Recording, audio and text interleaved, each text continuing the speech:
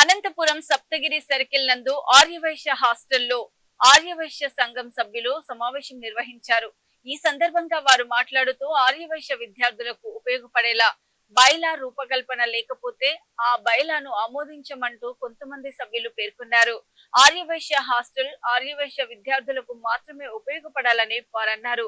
Aryavysya hostel development కు bylaw ఉపయోగపడేలా రూపకల్పన చేయకపోతే సభ్యులు ఆమోదం తెలపమన్నారు.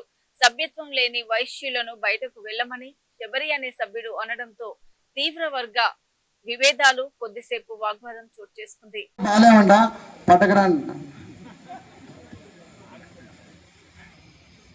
పెద్దలందరికీ పేరు పేరున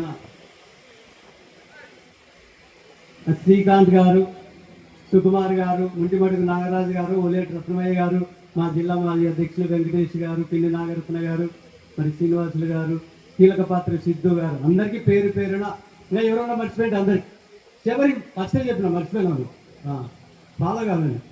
అలాగే వేదిక మీద వేదిక ఆగాలని అనంతపురం జిల్లా హెడ్ క్వార్టర్స్లో వందలాది మంది, వేలాది మంది, లక్షలాది మంది స్టూడెంట్స్ని గత 70 సంవత్సరాలుగా ఆర్యవైశ్య స్టూడెంట్స్ అందరికీ కూడా ఈ హాస్టల్ ఎంతో ఉపయోగపడింది. 70 సంవత్సరాల క్రితం మా పెద్దలు ఈ 2 ఎకరాల భూమి ఆ రోజు, తర్వాత అందులో కొద్దిగా రోడ్లకు వాటన్నిటి కూడా ప్రభుత్వం తీసుకుపోయింది. పోగా దాదాపుగా 1.6 ఏకర్స్ ఉంది ఇక్కడ. ఈ 1.6 ఏకర్స్ కూడా చాలా ప్రథమమైన భూమి, చాలా ఇంపార్టెంట్ భూమి. సో దీన్ని భవిష్యత్ తరాలకు ఏ రకంగా ఉపయోగించుకోవాలి, వాటి మీద హక్కులు కోల్పోకుండా ఏ రకంగా ఈ భూమిని ఉపయోగించుకోవాలి, భవిష్యత్ తరాలకు ఏ రకంగా ఉపయోగపడాలి అని చెప్పేసి ఒక అజెండా మీద ఈరోజు సర్వసభ్య సమావేశం ఏర్పాటు చేయడం జరిగింది. రాబోయే ఈ సాంకేతిక చేంజెస్లో ఈ 70 సంవత్సరాలలో అనేక మార్పులు వచ్చాయి. వాటన్నిటిని రాబోయే భవిష్యత్ తరాలకు, ఈనాటి తరానికి ఏ రకంగా ఇది ఉపయోగపరంగా చేయడానికి అనేది ఈ సమావేశము. దాని మీదనే పెద్దలందరూ కూడా చర్చించడానికి వచ్చినారు. పిల్లలు ఒక ఒపీనియన్స్ కూడా తీసుకున్నారు వాళ్ళందరూ కూడా. సో లీగల్గా ఉన్న ఇప్పుడు ఏవేవైతే చేంజెస్ చేయాలి వాటన్నిటి కూడా, ఎందుకనంటే ఇది సంఘం ఒక ఆస్తి, ఏ ఒక్కరి పర్సనల్ ఆస్తి కాదు. ఆ రోజు పెద్దలు తీసుకొచ్చిన దాన్ని. సో దాని మీద జరుగుతున్న ఈ సమావేశమే. మీరందరూ కూడా విచ్చేసినందుకు మా కృతజ్ఞతలు. జై హింద్, జై వాసమాత. ప్రభుత్వాలు ఆస్తిని తీసుకోవాలని ఒక ఉంది. సో ఇది చాలా ఏళ్ళ నుంచి ఉన్నట్టు మీ పెద్దల ఆస్తి అంటున్నారు. అది ఏ విధంగా కాపాడుకోగలుగుతారు? ప్రభుత్వాలు ఎన్ని జీవోలు తీసుకొచ్చినా ఏమొచ్చినా కానీ ముఖ్యంగా మనకు యాక్ట్ అన్నది ముఖ్యము.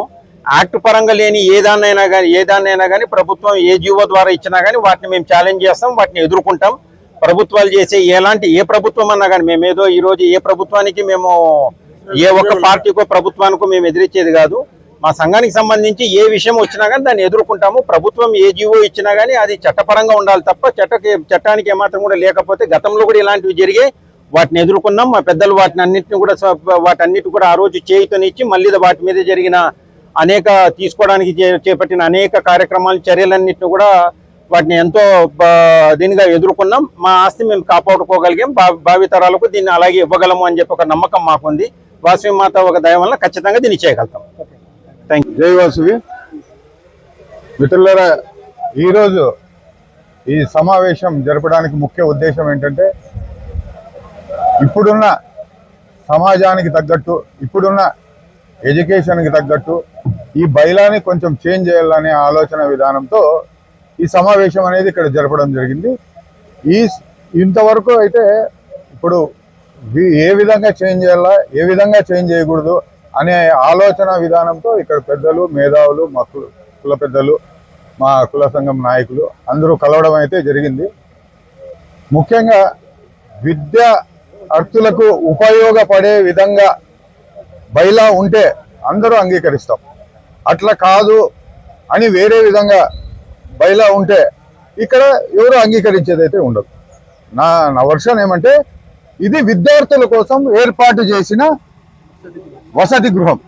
ఇది విద్యార్థులకు మాత్రమే ఉపయోగపడాలి.